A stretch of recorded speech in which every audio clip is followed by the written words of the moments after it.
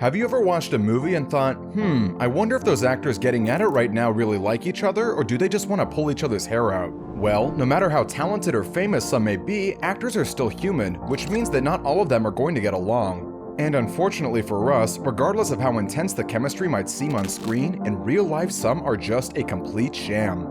Disclaimer alert, some of these stories might just completely and utterly break your heart, especially when you find out that some co-stars simply hated each other on set, refusing to even acknowledge each other after filming.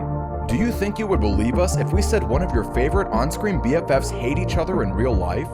So much so that one even took to Instagram saying, "I don't need your love or support." This is a heartbreaking one, so get ready as we reveal the most shocking stories of actors who practically turned into enemies after working together. And as always, don't forget to subscribe to the Rumour Juice channel. Shia LaBeouf versus Alec Baldwin. Seems like Shia LaBeouf just can't seem to stay out of hot waters for too long, and his little feud with Alec Baldwin was certainly one that took the cake. Back in 2013, LaBeouf was in rehearsals with Baldwin for 3 weeks for the Broadway play Orphans. Well, that was until things got so heated that producers had no choice but to replace LaBeouf. Shia apparently first butted heads with Baldwin after only 1 week of rehearsals. Shia felt like he and Alec didn't connect as men.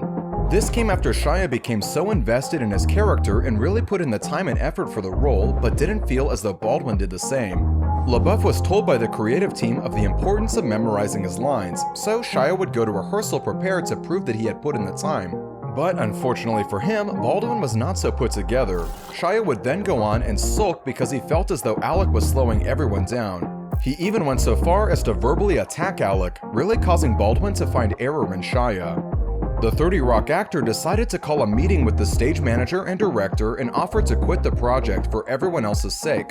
Directors were quick to yell no, as they wanted Alec way more, and so they didn't think twice about firing Shia from the show. When talking about Shia's reaction, Baldwin said, "I think he was shocked. He had that card you get when you make films that make a lot of money that gives you a certain kind of entitlement. I think he was surprised that it didn't work in the theater." It didn't stop there. Naturally, LaBeouf was devastated when he was asked to leave the show and needed to find some sort of closure. Turns out the only way he thought this was possible was to follow Baldwin home every day for a month. You seem to have gone crazy since the last time I saw you. Is that true? It does seem that way, doesn't it? Yeah. Yeah. Yeah, I guess I have. Claire Danes versus Leonardo DiCaprio. While the rest of the world completely fell head over heels in love with Leonardo DiCaprio when he first caught their eye, his Romeo and Juliet co-star Claire Danes was a little less enthusiastic about him. The two played star-crossed lovers on screen, but it would seem as though all the pranks that Leo would play on set made Claire want to take a bottle of poison herself every time he was around. Even though they were just 4 years apart, Danes thought DiCaprio was far too immature during working hours. Meanwhile, the Titanic actor allegedly found Danes to be too uptight. This led the actors to barely want to speak together on set, much less kiss on screen. But in an interesting turn of events, Claire actually had a crush on her co-star, one that she would later describe as, quote, problematic. Although she hasn't speculated more on the subject, it all kind of makes sense now. I wasn't afraid to grab the back of my neck and kiss me and hold my hand. And Danes was only 17 at the time, so she probably still had the mindset of the only way to flirt with a boy is to be mean to him. Sarah Jessica Parker versus Kim Cattrall. Samantha Jones and Carrie Bradshaw were closer than close on Sex and the City, but behind the scenes, Kim Cattrall and Sarah Jessica Parker were far from besties. Where things get a little interesting is that during the filming of the show, both actresses denied any allegations of their feuds. However, once the show ended, both women told very different stories.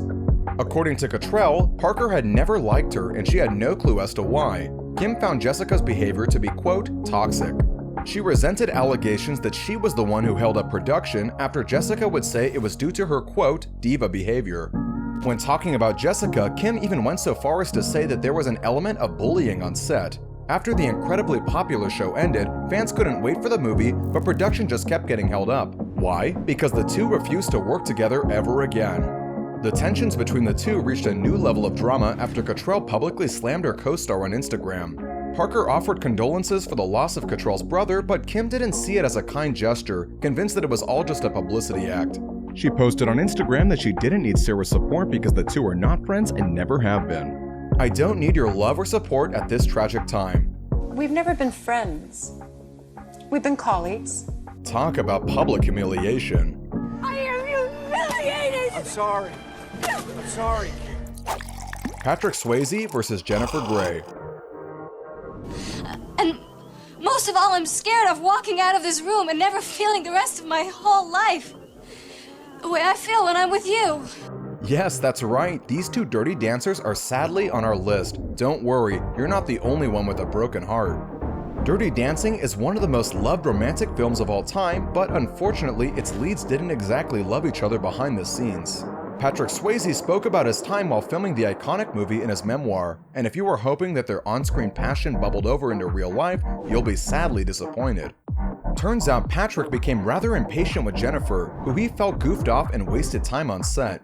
It didn't help that there was little to no chemistry between the two, and he just didn't get Grey's overly emotional personality. Now, mind you, when we're doing those dance sequences and everything, and she's crying and she's giggling and she's, those moments really work because they're real. They just took pieces of Patrick and Jennifer working together as attempting to be a dance team, and my real frustration of trying to keep this girl serious, trying to keep her from crying, trying to keep her focused. They couldn't hide their fractious relationship, which unfortunately led to a lot of friction on set, making filming rather difficult. In his memoir, Patrick mentions how she seemed particularly unpredictable, sometimes bursting into tears if someone criticized her. Other times she would slip into silly moods, forcing everyone to do scenes over and over again when she'd start laughing. In fact, in the iconic scene of Patrick running his hand down her arm where Baby bursts out laughing, that reaction was totally real. They ended up doing 25 takes, and best believe it drove Patrick crazy. But the director decided to leave the natural reaction in, and boy are we glad he did. Alex Pettyfer versus Channing Tatum. Matt, were things ever awkward on the set of Magic Mike between Channing Tatum and Alec, since the two of them didn't really get along? Though they played mentor and mentee in Magic Mike, the relationship between Tatum and Pettyfer was anything but warm. And unfortunately for all the Pettyfer fans, he was mostly to blame in this situation. Channing Tatum does not like me, for many reasons, many being my own fault. Channing Tatum invested a lot of his own money in the film and wasn't all too thrilled when Alex was cast, given his bad boy reputation. Channing thought he was just too much of a risk. Knowing what all his co-stars thought of him, Pettyfer wasn't friendly with everyone, including Tatum. That's what he says made things between him and the actor even worse. After filming, Alex would go sit in a corner and listen to music, trying hard to stay out of everyone's way, especially after his reps would say anything he does is wrong. Unfortunately, this didn't pay off, as it made the rest of his co-stars believe he thinks he's better than everyone else, which wasn't true. I was genuinely nervous and scared to be myself. According to Pettyfer, things went really south when he was late on paying rent to his landlord, who also happened to be a close friend of Tatum's.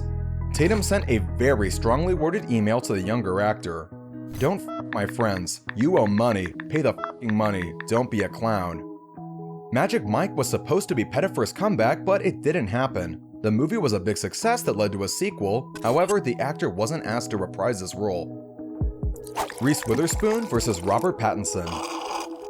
Robert Pattinson was a sparkly vampire in Twilight, but sadly that sparkle wasn't quite there between him and Reese Witherspoon whilst filming Water for Elephants.